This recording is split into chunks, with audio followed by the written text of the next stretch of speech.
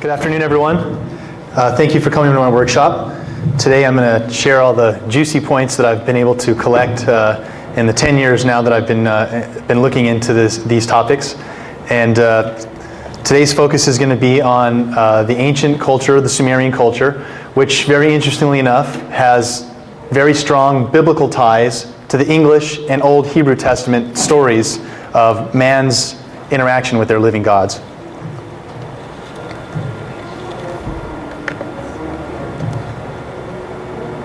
Okay, so where do we come from? I touched on this basically a little bit in my lecture, but the scientific viewpoints for where we come from always kind of have butted heads with either evolution or religious. And the scientific viewpoints are starting to push the notion that life more than likely arose on Earth from panspermia, that somehow life arrives whole and complete.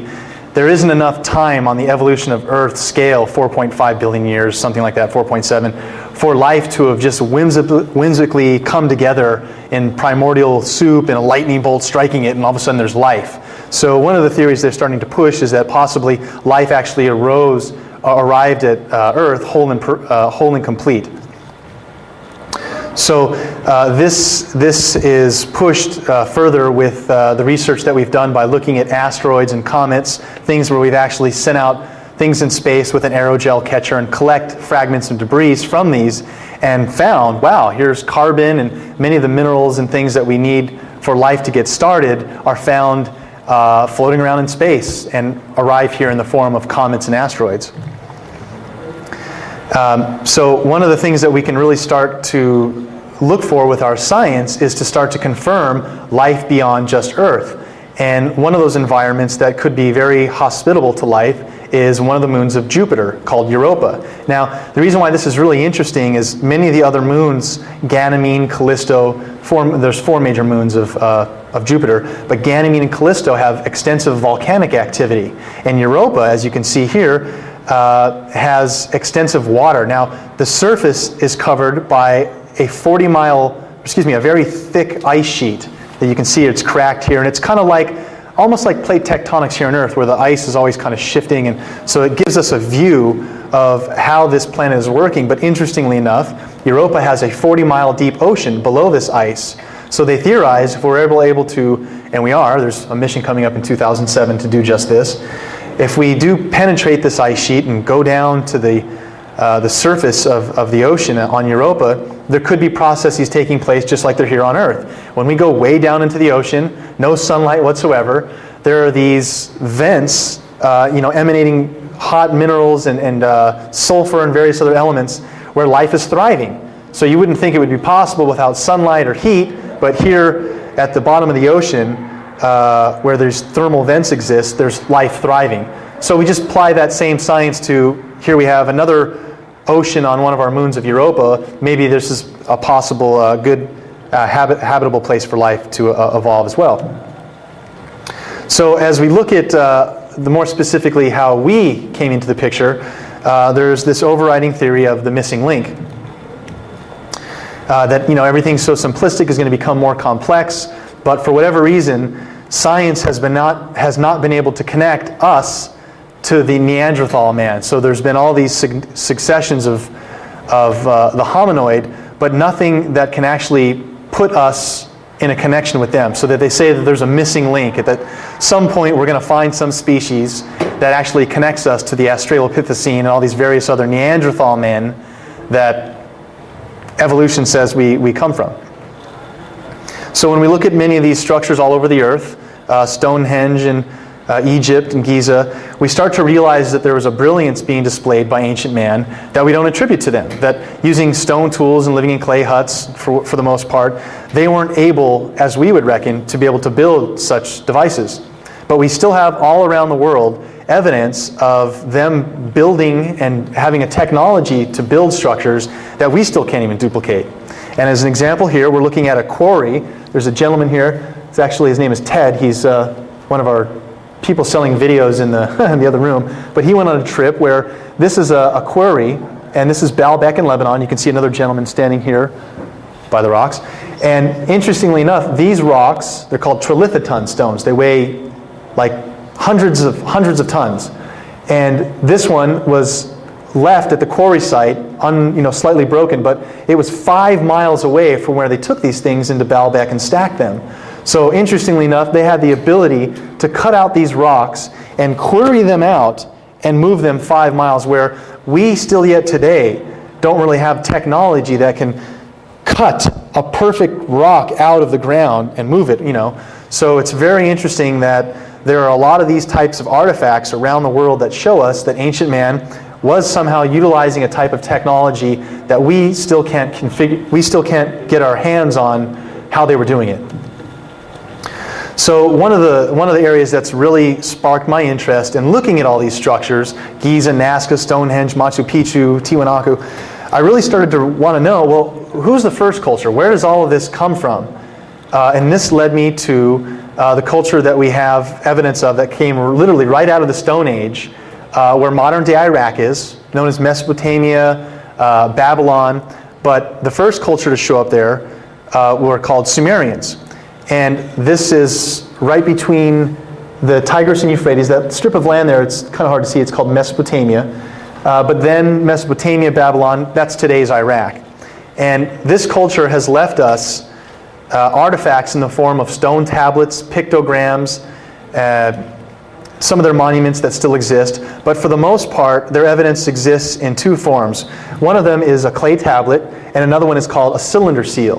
What the Sumerians devised was an ingenious way of being able to have kind of like an ancient printing press, where what they would do is they would reverse carve a picture into this round cylinder seal. Now, scholars today still are baffled as to how they were able to carve in reverse such accurate pictures so that when you would roll it over wet clay, it leaves the positive imprint. So we have a lot of this information that was disseminated by the Sumerians on a daily basis about events, courts, laws, judges, schooling. So all of these things they recorded on stone tablets, and they also had a written language that was called cuneiform script. It consisted of over 400 characters, and it was basically like an oversized screwdriver that they would twist and turn it and make all these little characters called cuneiform script. Now, an alphabet with over 400 characters is pretty complex, and it's very interesting that the Sumerians, literally right out of the Stone Age, show up and are bequeathing us information that literally over 100 of the firsts needed for a modern culture came from the Sumerians. One of those things was mathematics. They had a base math of 6 and 10. Now, usually people would just round this off to say 60, sexagesimal, but it was actually the number 6 and the number 10 separately so that they could do very large and very small integers. They were the first ones to devise a metric system. They were the first ones to give 12 inches to the foot, 360 degrees to the circle, 12 hours in a day, 12 months in a year, 60 seconds. All of these were derivatives of the number 12 and also the number 6. That number 12, though, is a key point that I'll stress here as you'll see as we go on. So myth or facts, one of the great scholars that we have who's really divulged into this research, now at 83, his name's Zecharia Sitchin, and he's one of the pinnacle researchers as a linguist of about 220 people in the world, 220 in the whole world that can actually directly read Sumerian cuneiform script. So Zecharia Sitchin has really taken on an interesting scholastic approach to information that modern linguists and archaeologists aren't quite ready to accept. Now, linguists today will squabble over the meaning of this word or the meaning of this phrase, but Zecharia Sitchin was one of the very few linguists to look at all of the information being told, all of the context, all of the meaning, and put it into a context that makes sense, that starts to combine science, but also explains where we come from, the religious aspects of this information. So I was really intrigued by the research that he's done. He's written a series of books called the Earth Chronicles. You can see a few of them here. Zecharia Sitchin is now 83 years old, so it's up to myself and many of the other younger generations to continue on and hold these principles to truth. So here's an evidence of cuneiform script. Sometimes they would write on semi-precious stones, but you can see it's a system of, again, little lines and triangles.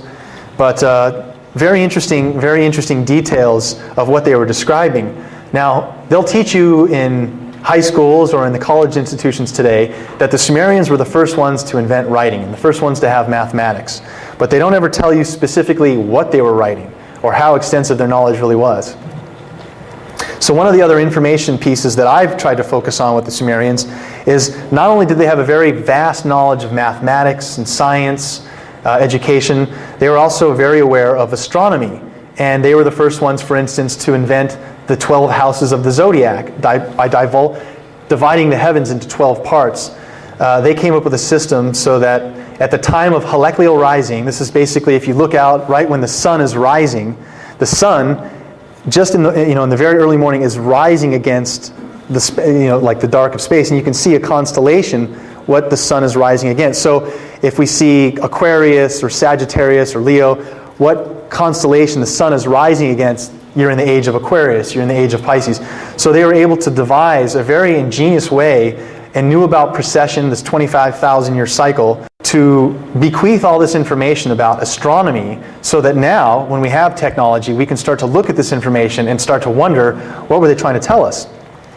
Now, along with this information about outer planets, the distance between the outer planets, what the planets look like in space, they very specifically give some information that when modern scholars and archaeologists first started doing excavations in Iraq, early 1900s, late 1800s, early 1900s, they started to pull out all of these artifacts where, in some cases, the Sumerians are talking about beings called the Anunnaki. And that term just means those who from heaven come to earth. But at the time, in the early 1900s, many of these scholars finding these artifacts and the Sumerians speaking of the Anunnaki, interaction with their living gods, talking about the outer planets.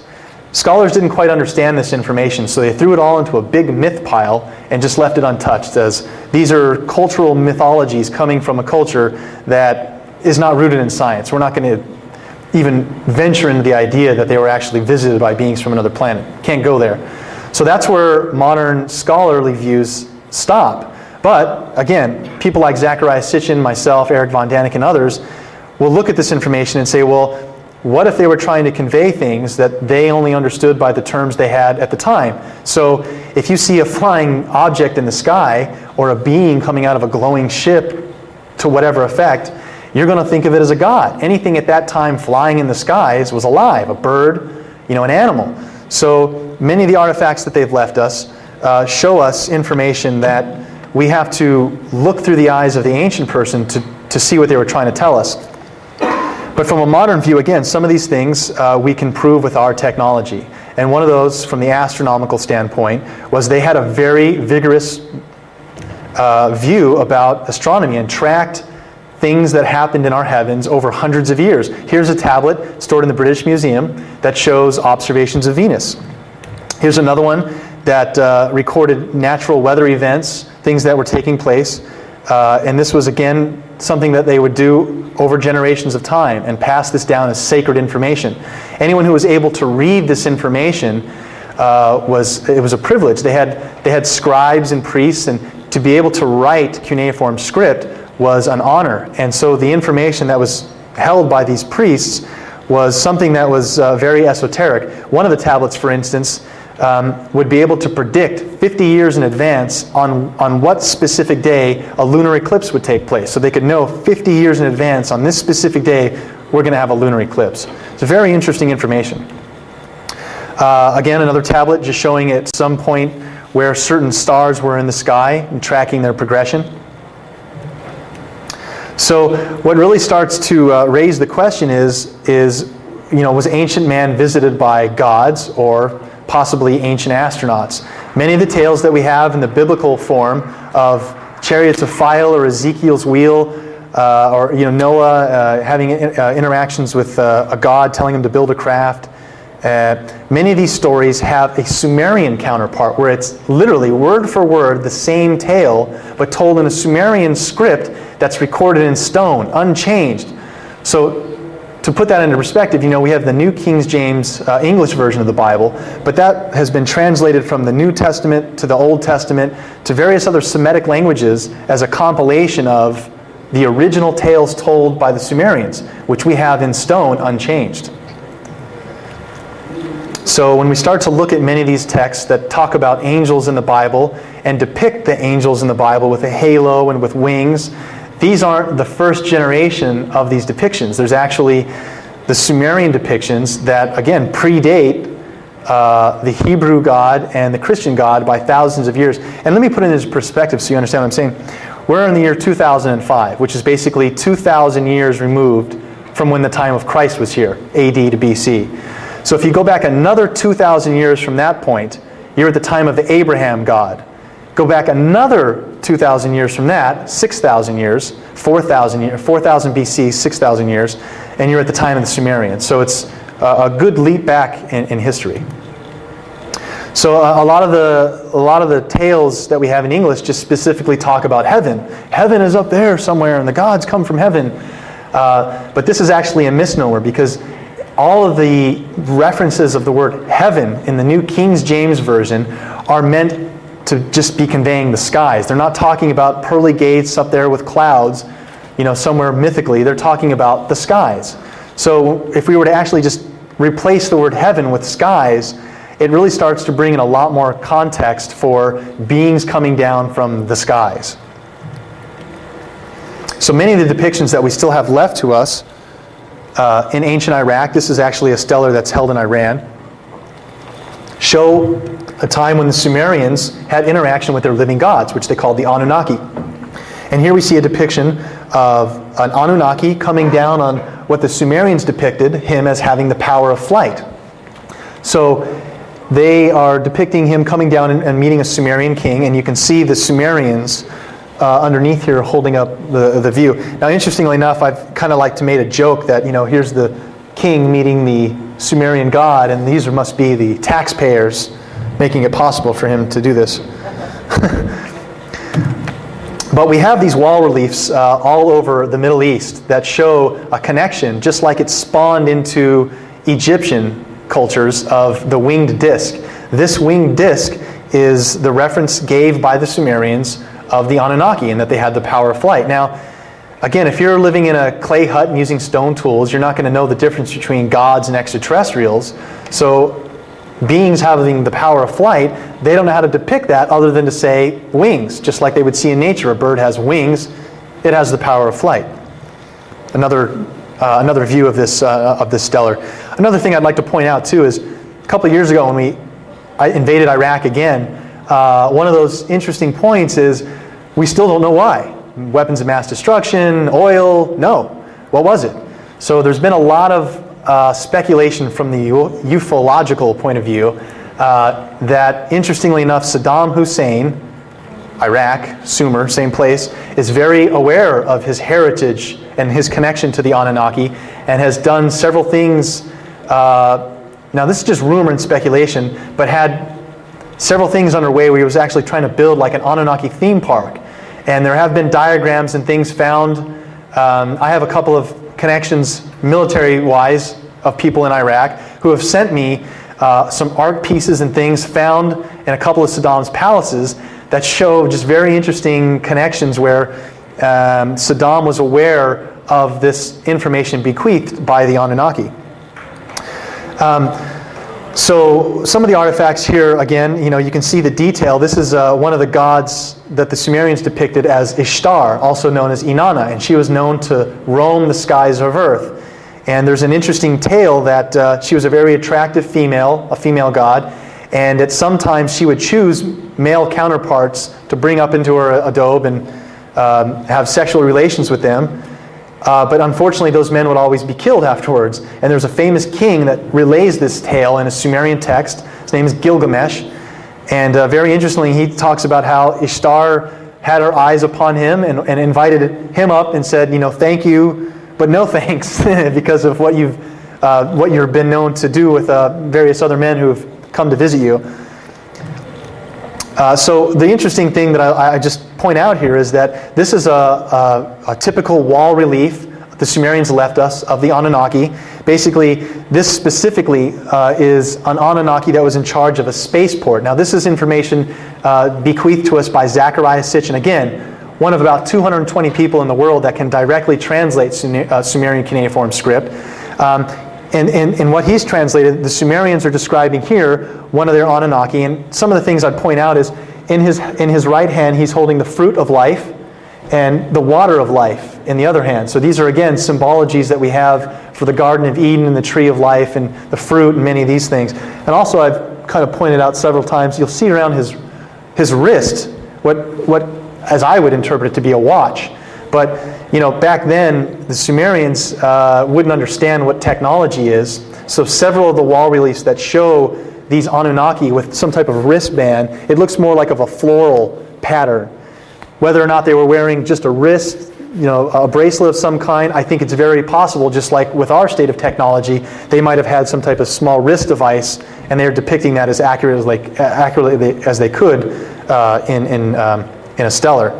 But very interesting, when we look at the same symbology used by NASA, 6,000 years from now, I doubt that anyone's going to look at the Sumerian depictions of the Anunnaki and try and really question what they were saying. I don't think you can hear that. It's not loud enough, but we copy it down, Eagle.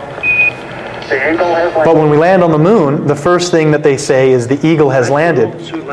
So this symbology used by NASA is the same thing that the Sumerians were doing, showing the Anunnaki had the power of flight. 6,000 years from now, people aren't going to look at the Apollo 11 symbol and say, whoa, what were they doing, landing birds on the moon? No, they're going to understand that we were just symbolically saying we had the power of flight, just like the Sumerians were showing us with the Anunnaki that they had the power of flight. So another interesting thing, again, with the tree of life, here we have a Sumerian tale with writing very specifically explaining what's going on and symbolic imagery explaining. And this tale talks about the tree of life, and interestingly enough here at the very top of it we have a male figure in some type of flying craft. Now, again, archaeologists looked at this as mythology and said, oh, they're just depicting, mythological tales of information. But when we start to analyze all of the information and put into context the knowledge they had from a scientific viewpoint, it's very possible if anyone's able to step beyond that one little hurdle and say, extraterrestrials do exist, there's enough evidence to look at this information in the light of saying, wow, the Sumerians had a vast amount of information. And if you were to ask them, how do you know all this information? They say, everything we know, we were taught by the Anunnaki. So here are some interesting cylinder seals and wall reliefs. These are held in the British Museum. I was able to hire a professional antiquities photographer a few years back who went to the British Museum in the Louvre in Paris, where they have the two largest collections of Sumerian artifacts online.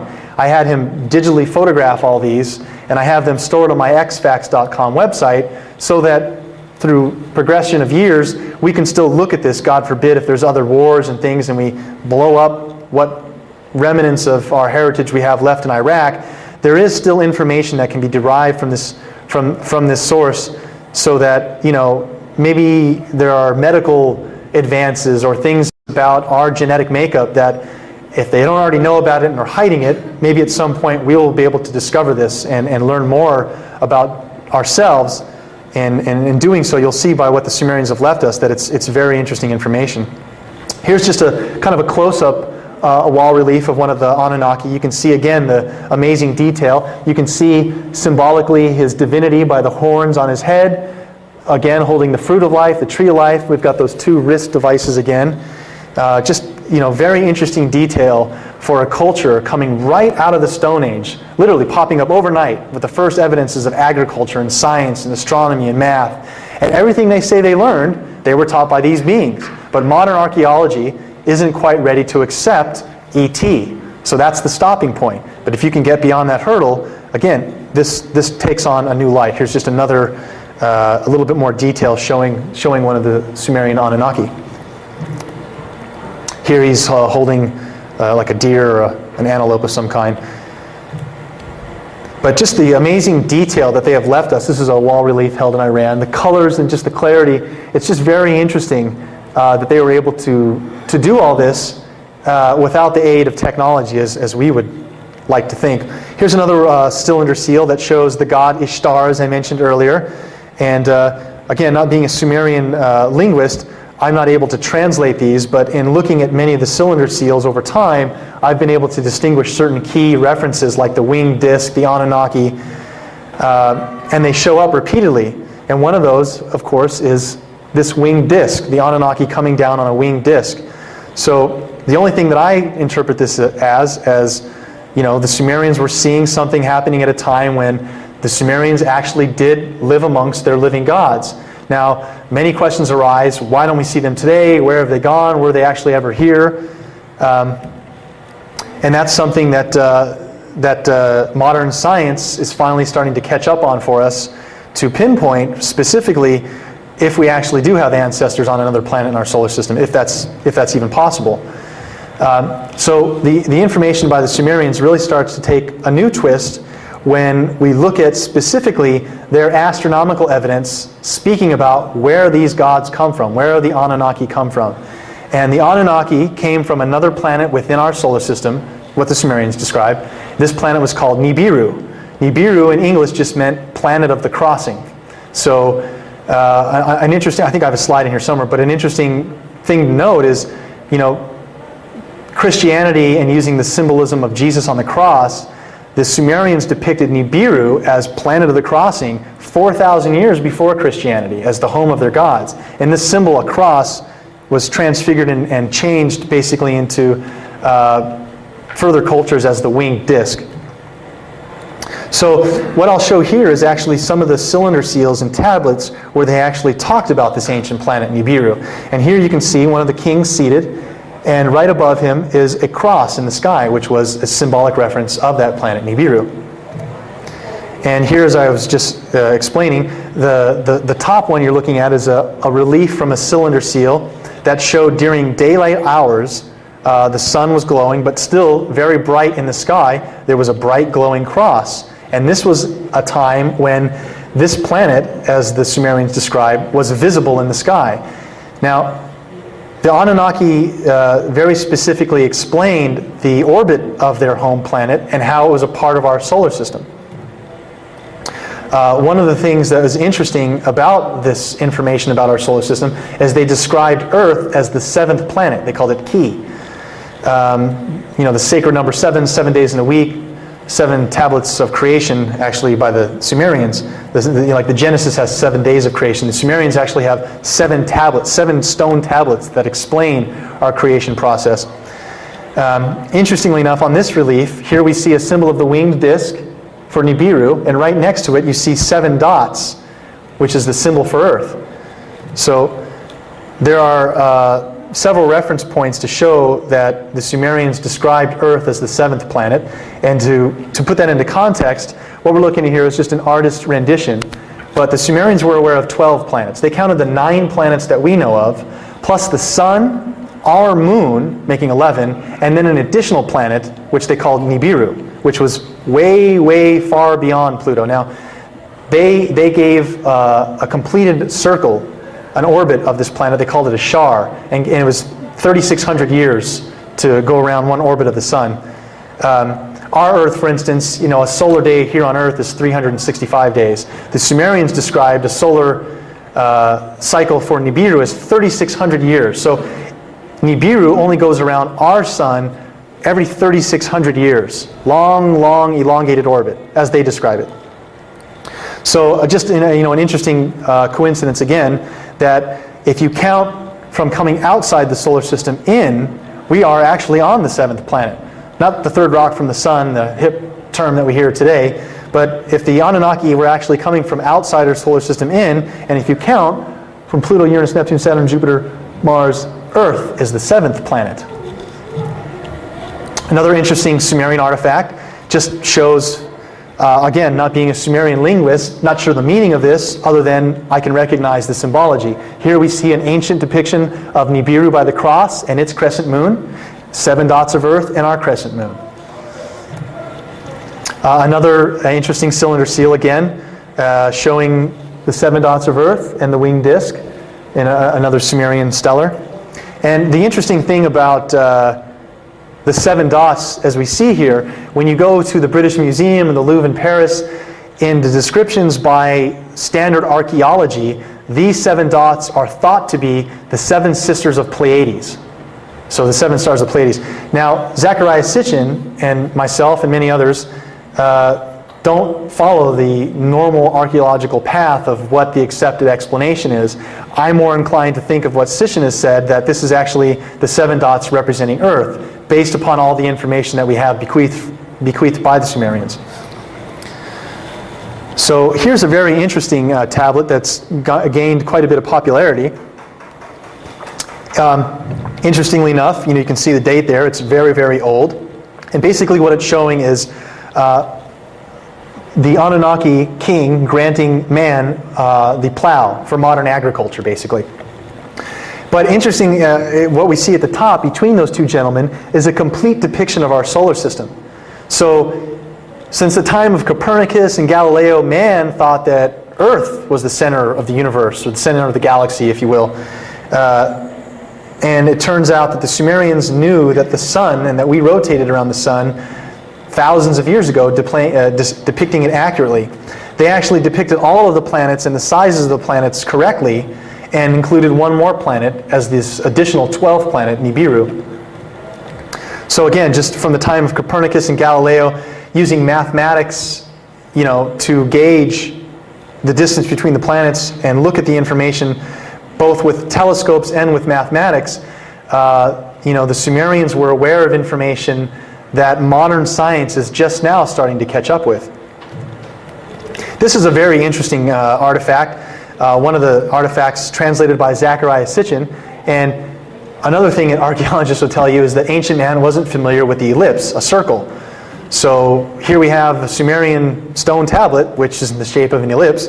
And just this one section, where I've circled it red, Zecharia Sitchin has translated to show some very interesting information. Very clearly, it's talking about which path the Anunnaki would take from their vicinity of where Nibiru was to our vicinity of where Earth was. And specifically in the translation, Zecharia Sitchin has shown that the key words here, you can see where I've labeled Nibiru for a mountainous planet, and the course correction where you can see the names of the planets that were listed, and on the sides it's like rocket, mountain, pile up, high.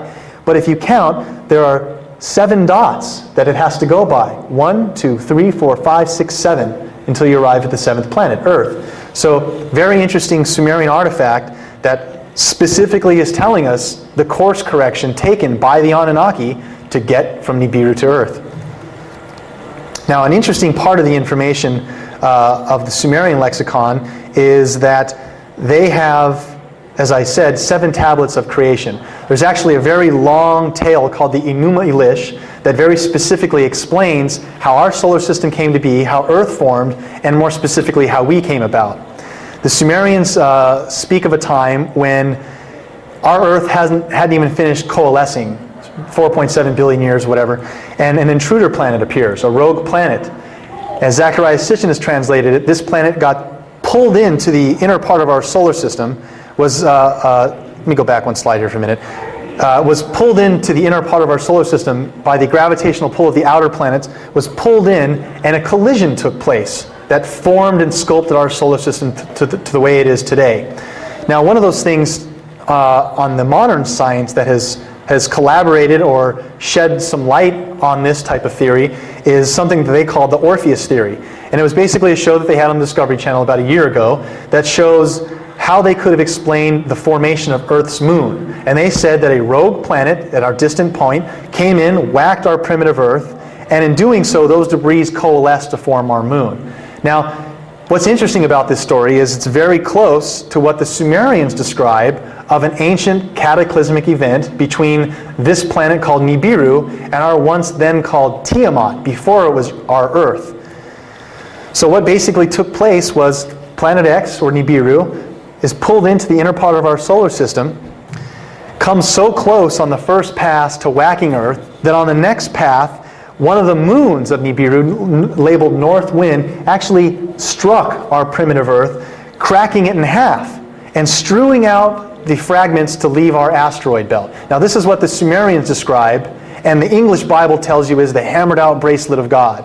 So this is just a Sumerian description of what the English translations tell you, but much more detail. So they say that Nibiru, or Planet X, has this interaction with Earth and goes on to then have a 3,600 very elongated orbit around our sun. One of the interesting things that I'd like to point out is,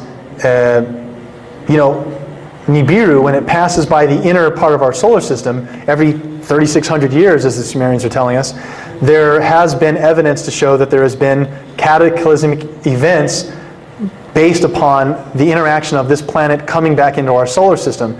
Now, unfortunately, there was a lot of rumors spread a couple years ago about the return of this planet and what effects it might be causing or about to cause. And what I've liked to do to kind of squelch that rumor is show that basically we're talking 4.7 billion years ago when this initial collision took place. And if Nibiru has a 3,600-year orbit, we're looking at about over 1 million times Nibiru has completed that orbit. So I theorize that it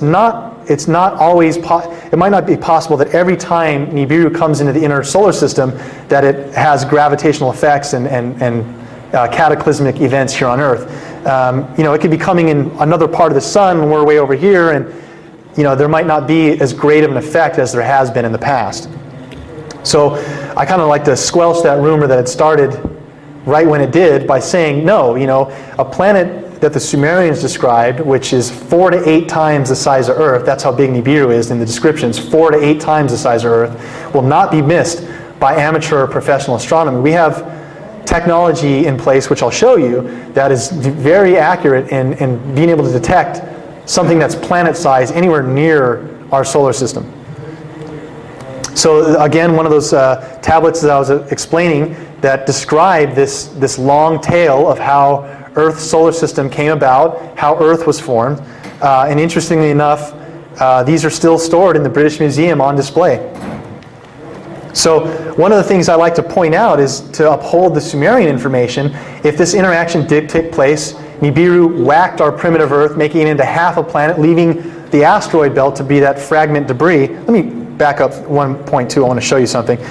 If you look here by the scale of the distance between the planets, how they're separated by their orbits, Nibiru orbits between Mars and Jupiter, where the asteroid belt is.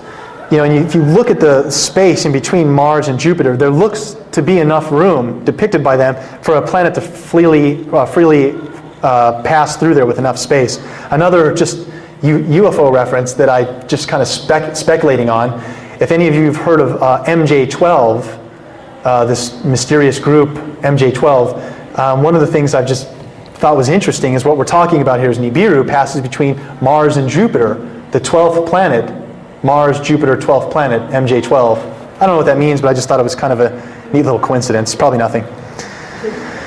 So if Earth is half a planet, if there was this initial interaction that took place and we're left with just basically half a chunk of land, well, where is the other half? So one of the things scientifically we can prove is that at one point, Earth was all one landmass, just a big one chunk of land. And just like the skin of an apple, the continents have spread out to where they are. But at some point, if it was just Pangea, one lump of land, that means where's the other half? Natural hyperdimensional physics, whatever, Earth's formed into a sphere. But all of the water is basically covering a huge basin that at one point was just a big gaping cavity. Where did that come from? So just showing that when we connect all the continents, it does show that Earth at one point was basically just one huge lump of land, kind of directly explaining what the Sumerians were saying of how this took place. So another interesting tablet that really has gotten a lot of publicity is the Flood tablet, stored in the British Museum. There was an archaeologist by the name of George Smith working with the British Museum in the early 1900s. He was able to translate and read cuneiform script and threw his hands up, screaming, running out of the room in awe, could not believe that here he had found a tablet thousands of years before the Hebrew or the English version telling the exact same story of Noah's Ark, of how a Sumerian man named Utanpism, it's a great word, Utanpism, I always find that name amazing. Hey, Utanpism, how you doing? Very clearly was told by an Anunnaki, a Sumerian god, to build a craft, take all the animals in the surrounding areas, his family, and put them into this craft. And it's the same story where he lets out the bird, brings back a branch. But this is told in a Sumerian version, thousands of years before the English Old Testament.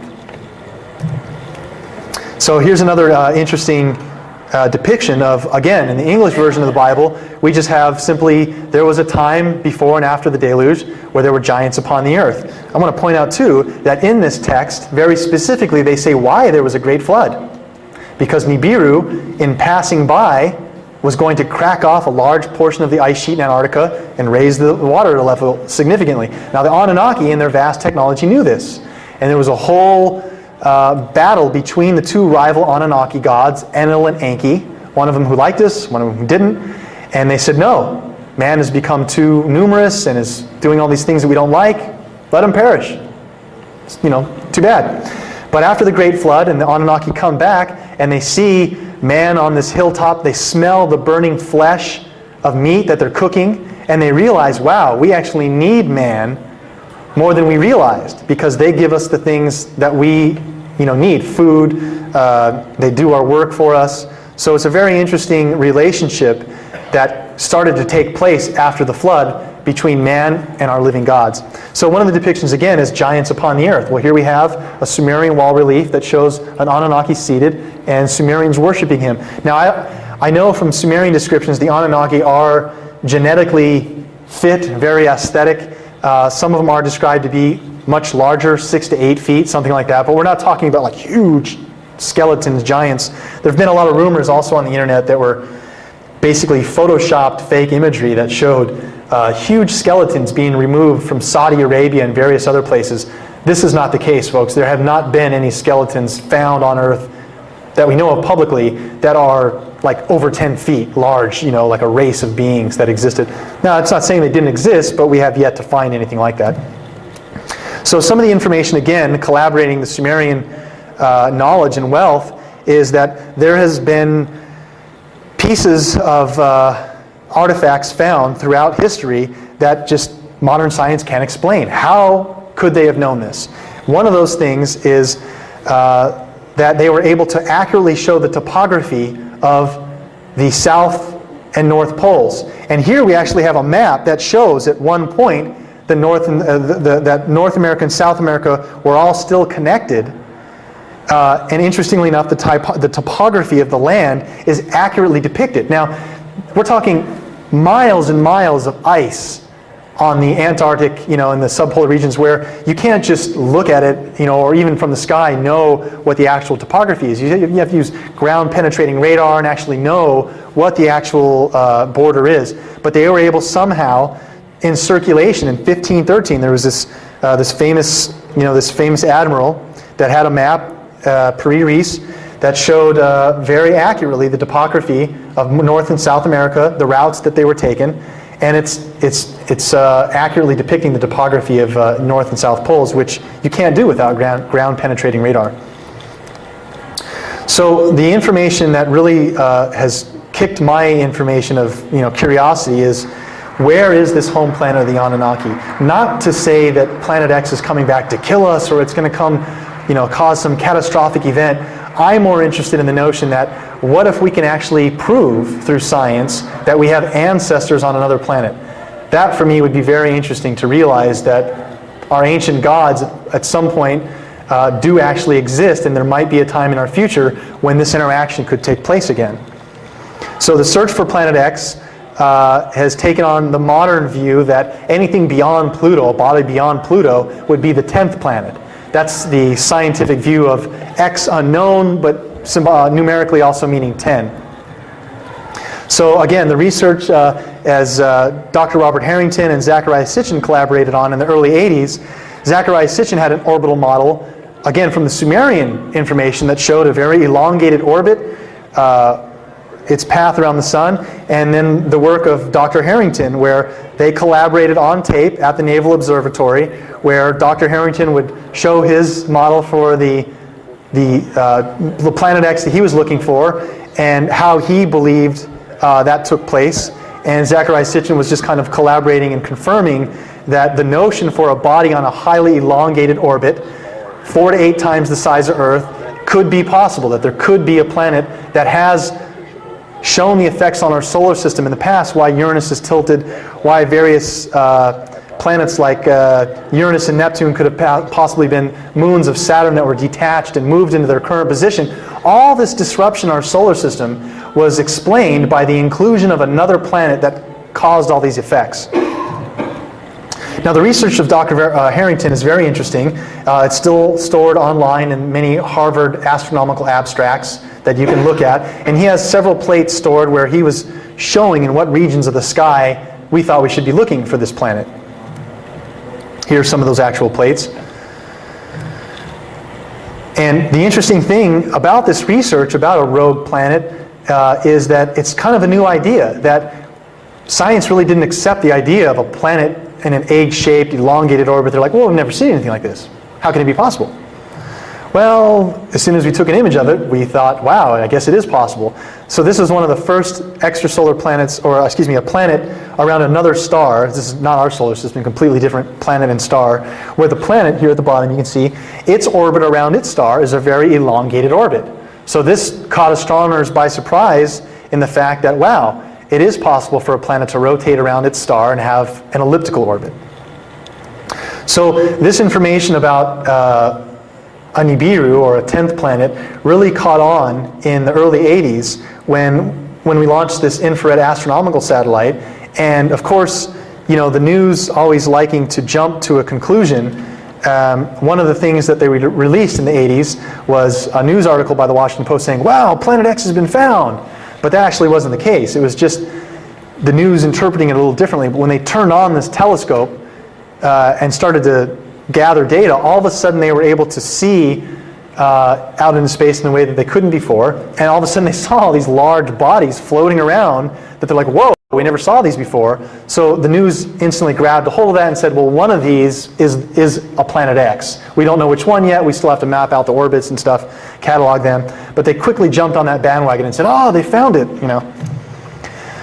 So there's been a large duration of viewing the sky now, where we've released all kinds of satellites to do, you know, imaging in the sky for looking for brown dwarfs, failed suns, rogue planets, all these things that we weren't able to penetrate on a temperature level through the dust clouds and various other things to see these large objects. But now we're finally starting to get the science released, where consistently news has been coming out over the last decade that yes, something beyond the outer planets of Pluto is affecting the orbits, or is being detected as a mystery revolving around the sun. What could it be?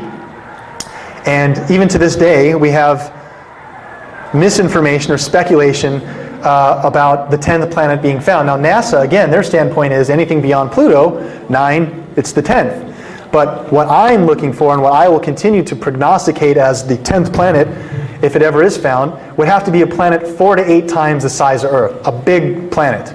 So if we are to find a planet like that, that will really get on my radar as, here's something we need to watch out for, because very specifically, we could have ancestors on that planet. Now, some of the technology that we have out there now, that we've just started to, you know, launch and utilize, will be able to detect planets such as 4 to 8 times the size of Earth. This is a telescope called the SIRTIF telescope. When they first launched this, I went to a seminar at the Jet Propulsion Laboratories and met with one of the lead astronomers on the project. Her name is Dr. Michelle Fowler. And I asked her point blank, do you believe that an object 4 to 8 times the size of the Earth could exist in our solar system, but we just haven't detected it yet? And she said, yes, I do.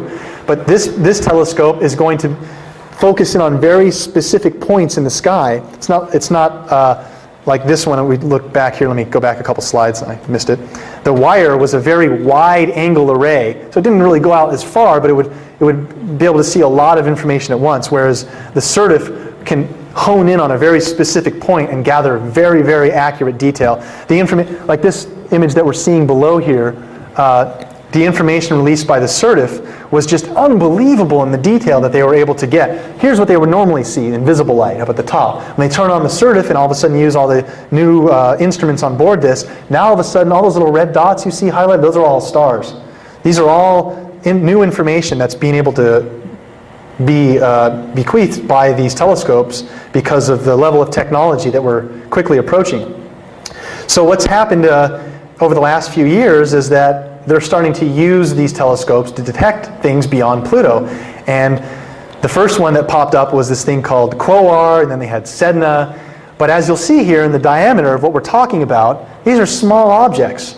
You know, these are just floating chunks of ice basically out there. And I don't really know what their actual makeup is. The latest one that they just found called Xena, they're really not even sure if its actual mass is larger than Pluto. But it's something that they've, you know, detected in their, still doing research on. But again, it's not the ancient planet X that my research is interested in. It's not a planet that's 4 to 8 times the size of Earth. It's just a little hunk of ice out there. So, a lot of the technology we have, another one, this is a really great telescope out in Hawaii, the Keck interferometer, where it can take 2 independent lenses and focus up at a point in space and super amplify this data so that they can overexpose the image and really get a clear picture of what they're looking at. And again, this is technology that we have all over the Earth from a professional standpoint, but there's also amateur astronomy taking place where, for the most part, like Hale-Bopp and some of these other discoveries, things are spotted by amateur astronomers before the professional community. It's pretty interesting. Now, the public at large, amateur-wise, I'm sure there's a lot of information about our solar system and about our planets that isn't in the public realm, like I'm showing you the Keck and the Surdif.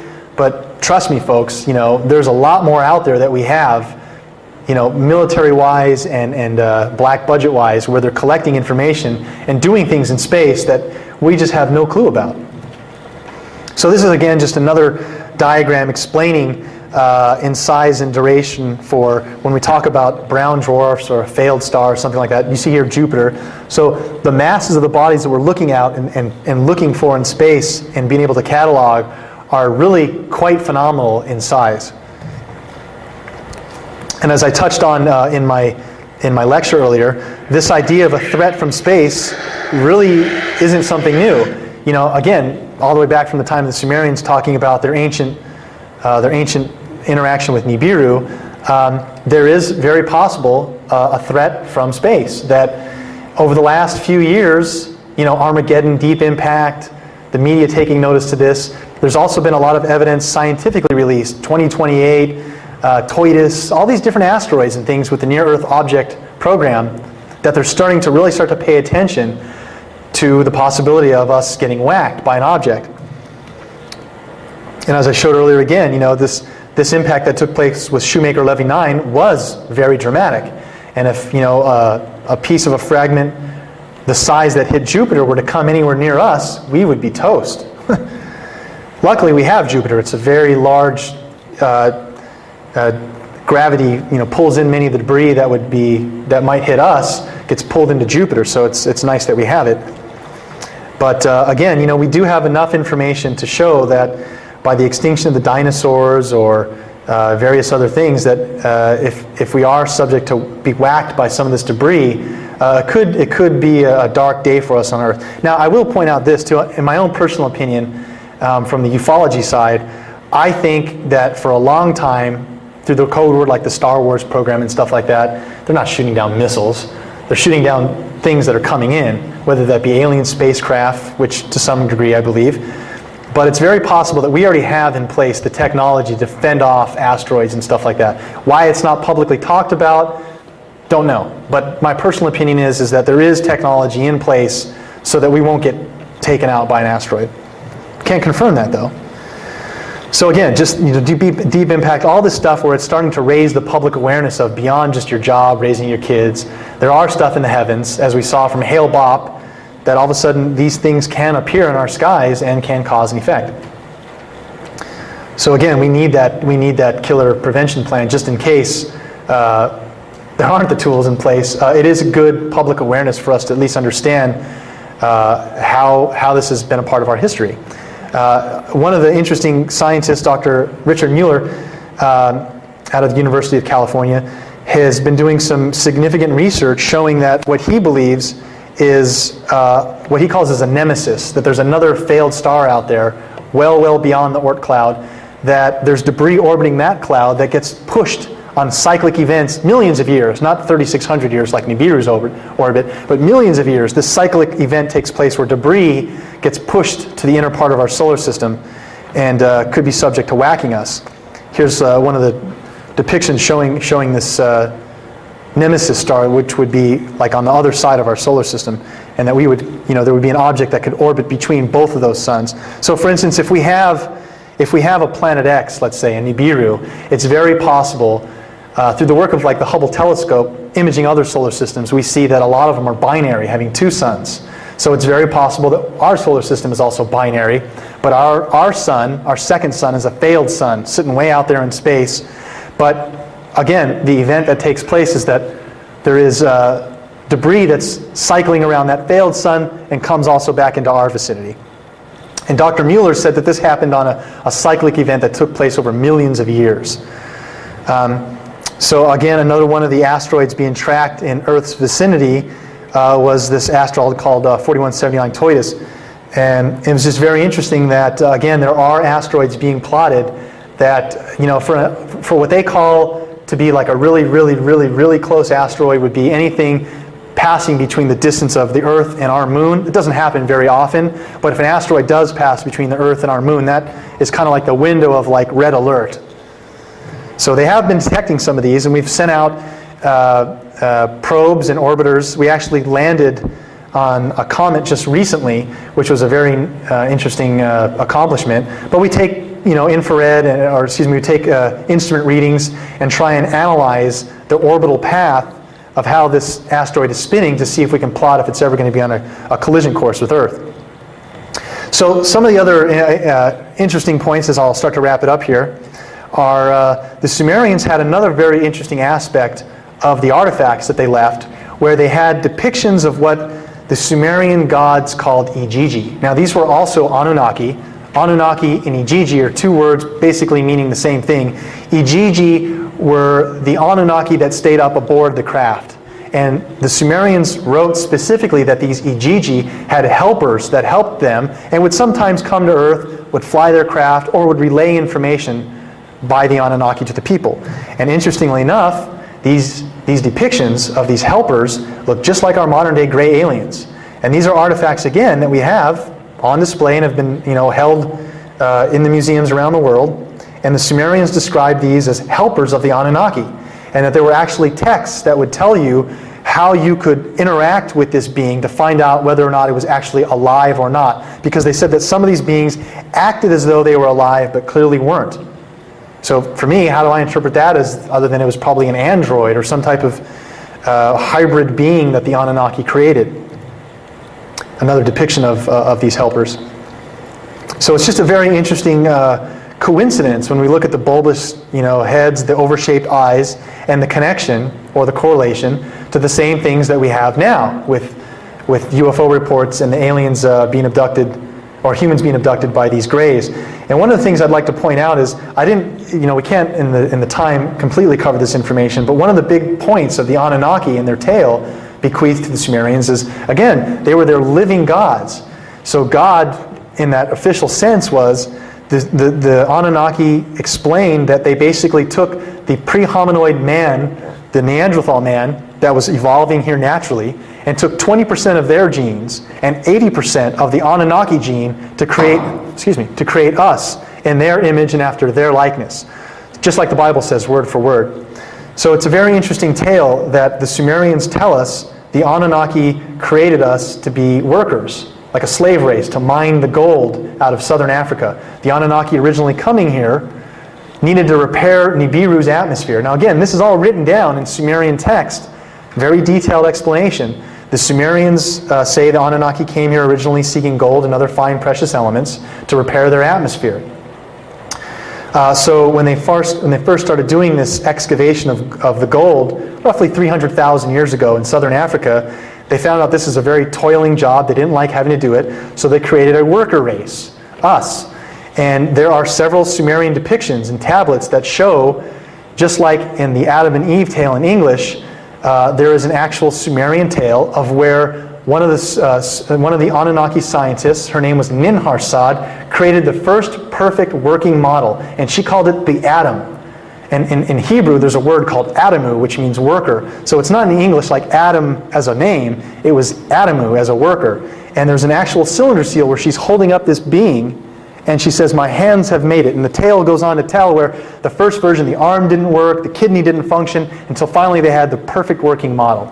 So the interesting connection I show between these helpers and today's modern day UFO depictions is, I think it's very possible, if the Anunnaki did create us in their image and after their likeness, that they could have another race of beings, a hybrid race, that they may have created or, you know, spliced their genes with, that are here now kind of overseeing us or kind of watching their grand experiment. And the reason why I say that is, a lot of times when people report alien abduction, they're taken on a craft, there's reproductive fluids taken,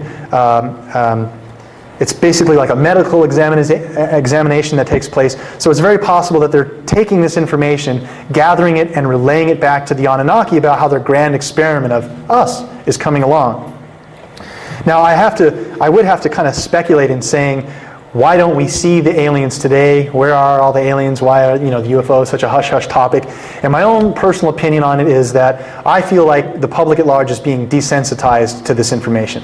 I started my research, again, 10, 11 years ago, and as a college student, I learned how to approach this information by having to be up here and telling you about it, because suffering the ridicule of coming to my peers and other, you know, college students at the time and saying, you know, this is true, this is going on, all this information is true. The government isn't going to come straight out and tell us this. And my own personal opinion is that there's probably some type of galactic federation of planets or a conglomerate race of beings, like we see depicted in Star Wars or Star Trek, for what have you, that for whatever reason, we are on quarantine. They are not allowed to come here, because we need to be pushed ever so slightly in our own way to make these changes for ourselves. Quit blowing up the planet, quit killing each other, quit expelling natural resources. What are we going to do with more technology on a whole, other than to misuse it? So my personal opinion is that the reason why we're not seeing outright alien interaction as described very clearly by the ancient texts is that we are now facing a time when we're being nudged in the direction to join that community. But we have to do it on our own, and those steps need to be taken on an evolutionary process. So I just personally think that we've never been alone, and that hopefully, if we can, as an Earth civilization, get our stuff together, maybe these events will take place again in our lifetime. So I'll go ahead and end it here, and I would say that all the information that I've showed you and any of the topics that I discussed are freely available on my website, xfax.com. And I would encourage you to go and look at some of these artifacts. Again, I have over 500 digital images showing the Sumerian artifacts in detail, where hopefully in some point in our future, as we start to learn more about our past, we can really start to realize where we do come from. Thank you very much.